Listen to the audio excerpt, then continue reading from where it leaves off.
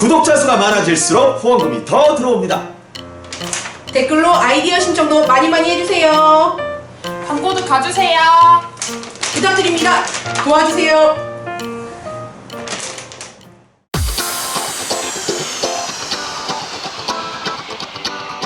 호원순의 세상보기입니다. 안녕하십니까.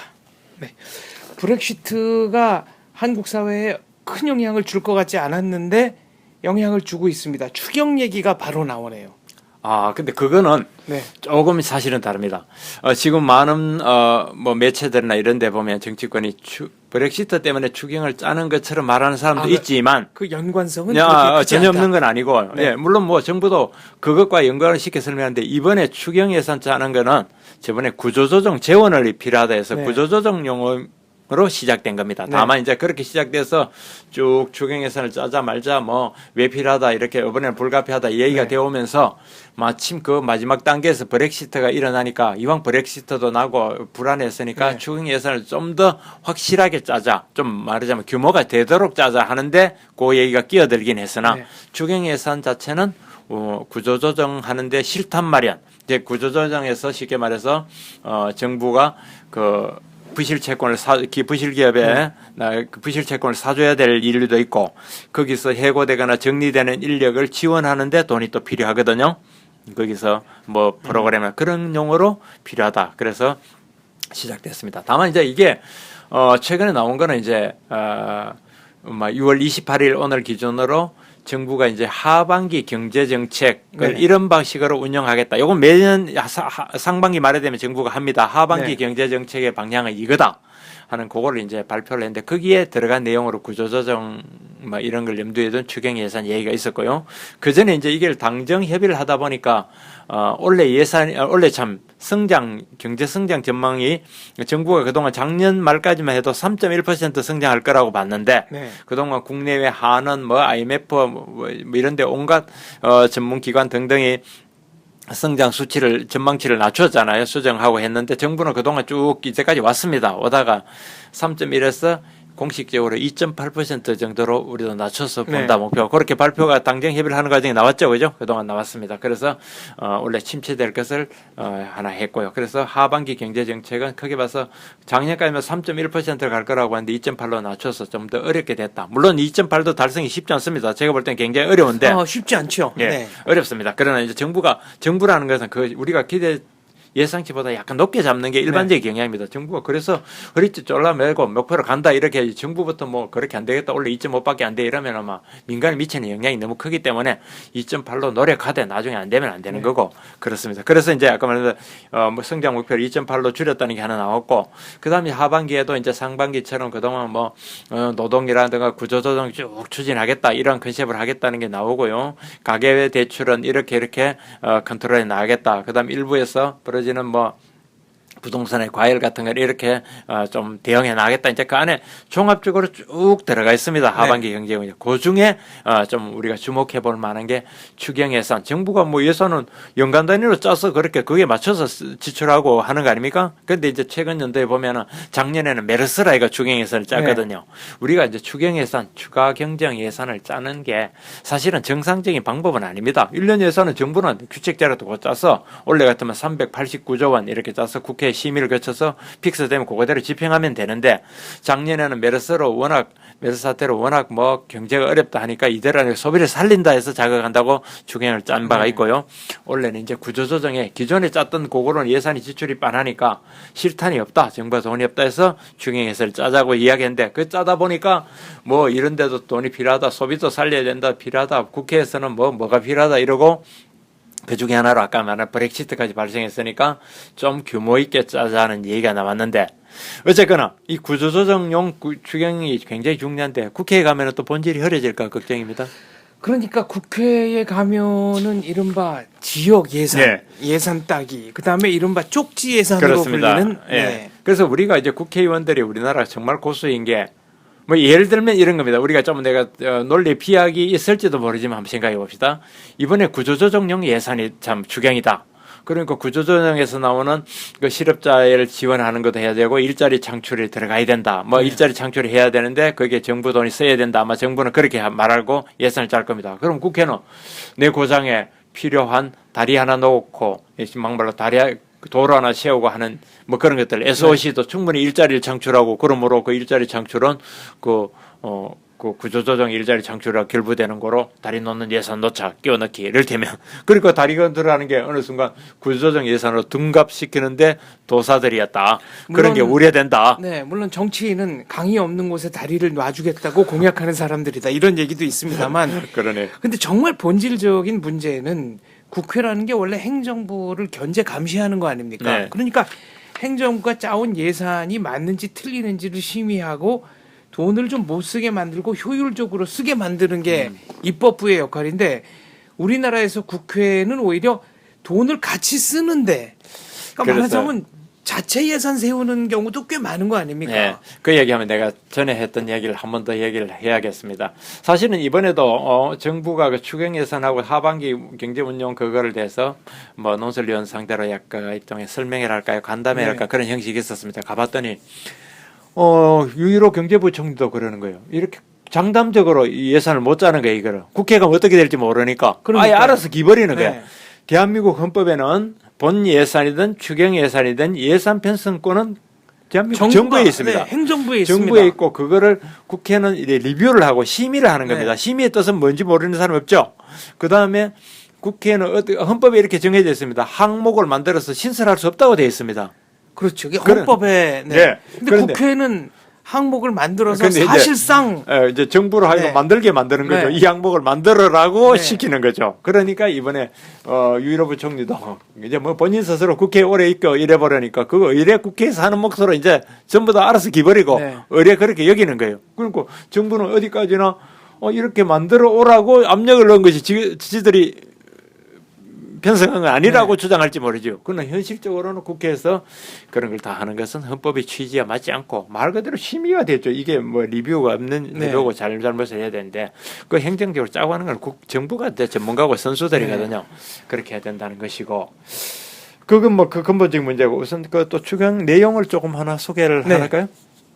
추경 예산 규모 얘기 많이 나왔지만 이번에 사실은 정부가 아주 하반기 경제 운영 그걸 얘기하면서 조금 묘하게 고기는 묘하게 표현했습니다. 뭐냐면 추경 부분은 한 10조 원을 짠다고 했습니다. 네. 10조 원을 짜고 나머지 10조 원을 더 했는데 그게는 뭐냐면 정부에서는 통하는 뭐 각종 기금 있잖아요. 뭐 네. 무슨 뭐 벌금으로 받은 기금도 있고 문화재 보호 기금도 있고 뭐 영화 보면은 영화 육성 기금도 있고 네. 뭐 온갖 종류 지능기금 예, 뭐. 지능기금 체육하면은 네. 뭐 스포츠 로또 사면서 체육지능기금이 있고 네. 이제 우리가 이제 그 기금에서 어떤 지출을 좀 적극적으로 되게 하고 그 다음에 또 하나는 공기업에서 좀 더 뭐 말은 그렇게 안 씁니다만 팔목을 비틀든지 해가 좀 네. 지출이 일어나게끔 투자가 일어나게끔 네. 그렇게 공기업 투자 그 다음에 기금 그리고 정책금융 뭐 이런 게 있는데 그런 거 확대를 해서 한 10조 원을 하면서 그러면 직접 추경해서 정부 예산 짜서 하는 거 10조. 네. 그다음에 공기업이라든 기금에서 가는 거 한 10조.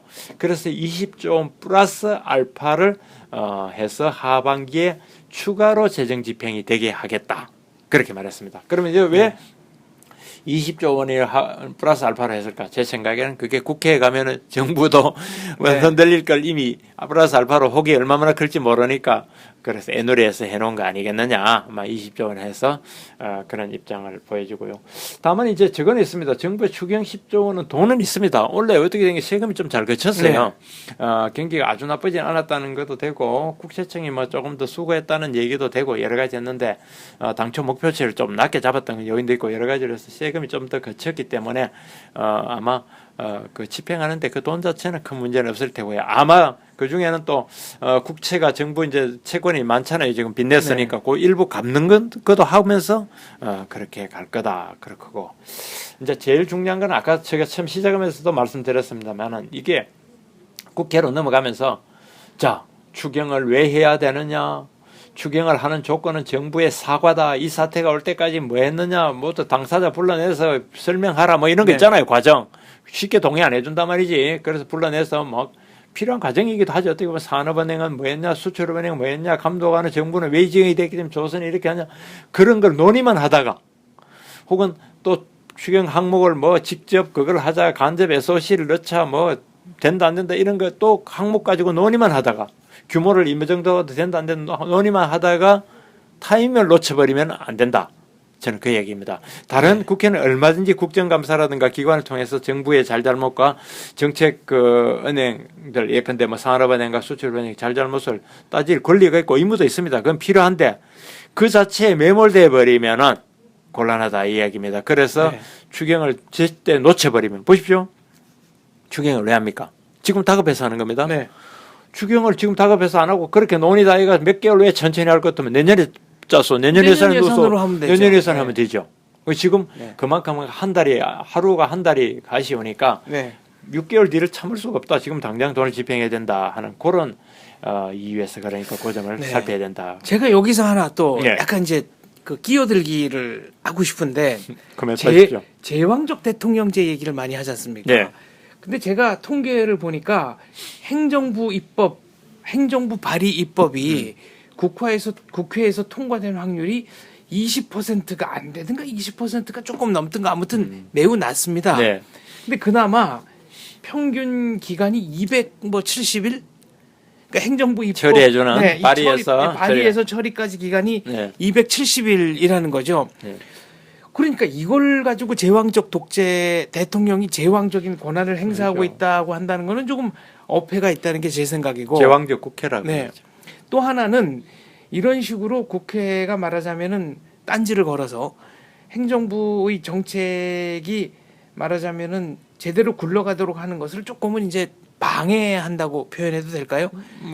야당은 그게 자기 역할이라고 생각할 겁니다. 그래서 이런 경우에는 이제 국회의원들을 통해서 입법 발의를 하도록 하는 것 같은데 이 과정에서 또 정치적 거래가 일어나더라. 소위 청부 입법과 그에 따른 문제점을 얘기하시네요. 그렇습니다. 청부 입법과 그에 따른 이제 문제가 있는데 추경 역시 국회가 행정부를 심의하고 견제하는 기능을 주로 발휘하는 게 아니고 통과를 안 시켜줄 것처럼 애를 먹이면서 통과시켜주는 대가, 정치적 지대를 챙길 가능성이 매우 높다.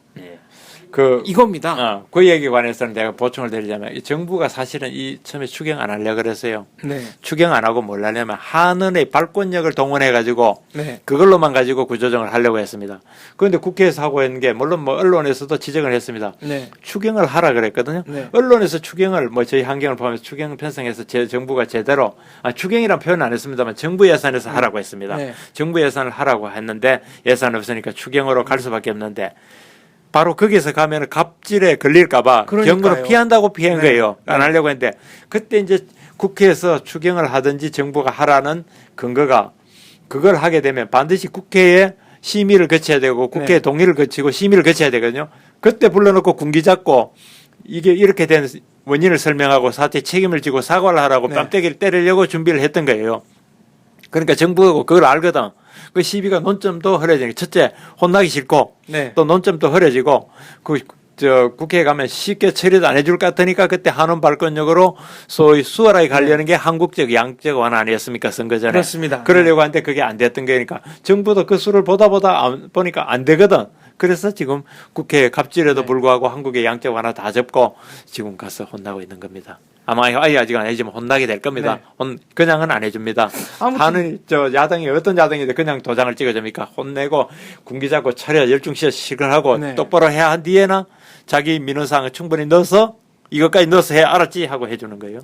그래서 저는 그런 경우에 뭐 헌법적 국회의원은 개개인이 헌법기관이고 또 뭐 예산 뭐 정기 예산이 됐든 추경 예산이 됐든 이걸 심의하는 건 국회의 고유 권한이니까 뭐 그거는 그렇다 치자 이거죠. 그러면 누가 어떤 의원이 어떤 거에 돈을 더 달라고 항목을 신설해서 발의를 했는가 이런 것도 좀 추적을 해야 되지 않나. 그거는 이제 기자들이 잘 해줘야 되고 그거 중요한 지적인데 그거를 우리가 유권자들이 말하자면은 저 의원이 국가 살림을 안 살고 자기 그건 본다 혼내야 되는데 우리나라 국회 많은 유권자들은요 욕을 얻어먹으면서도 그래 해오면 우리 지역을 위해서 장원재 위원이 가서 욕을 얻어먹으면서까지 저렇게 돈 따왔다 지역을 따왔다 하면서 더욱 밀어주는 이런 풍조가 있으니 이걸 어떻게 해야 됩니까? 그 요새 결국은 김해공항 활주로를 더 하는 걸로 이제 영남권 신공항 문제가 정리됐습니다만 사실은 예천에 있나요? 일명 유학성 공항이라는 별명이 붙은 그 공항. 유학성 씨가 예천 출신인가 그런 거. 아무도 안 쓰는 유령 공항이. 네. 예천은 이제 그거는 이런 측면이 있습니다. 거기는 네. 원래 군사 공항이고 네. 공군들이 주둔하는 데인데 민간이 들어가서 이제 거기도 그렇고 뭐 포항하고 그런 데인데 그러니까 상업적 수요가 전혀 그렇죠. 없는 곳에. 공항 아닌데 이제 네. 민간 편을 넣어서 하는 건데 그 이야기하면 우리 국회 얘기하면 끝도 없는데. 그렇습니다. 여기까지 하면 너무 거기서 딱 너무 적고. 길어지니까 예, 여기까지 아까 하고요. 추경 네. 예산을 한 가지만 더 이제 다시 덧붙이도록 하겠습니다. 뭐냐면은 지금 이제 그럼에도 불구하고 온갖 논란과 여러 가지 그 있지만 추경을 짜게 되고요. 짜야 되는데 동의하는 이유가 이런 겁니다. 우리 올 들어 1분기에 네. 1월부터 3월까지 1분기에 0.5% 성장을 했거든요. 전분기 대비. 네. 0.5%. 그 한국은행 발표가 됐습니다. 0.5% 같으면 한 분기에 그냥 0.5%씩만 성장하면 단순히 4하고 하면 뭐 2%, 1년에 2% 굉장히 성장. 낮은 거고 네. 어려운 거예요. 0.4% 성장했는데 그나마도 정부의 재정으로 정부가 기여한 게 0.5%고 네. 0.5% 성장했는데 0.5% 정부가 그거 민간 부문은 제로예요.